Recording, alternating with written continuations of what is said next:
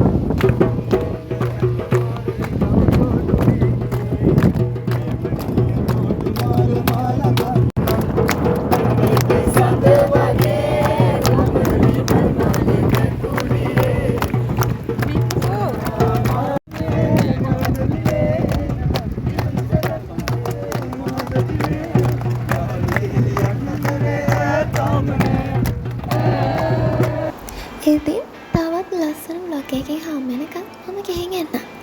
ආදරේ හැමෝටම මම ශමී පරිස්සමට ඉන්න.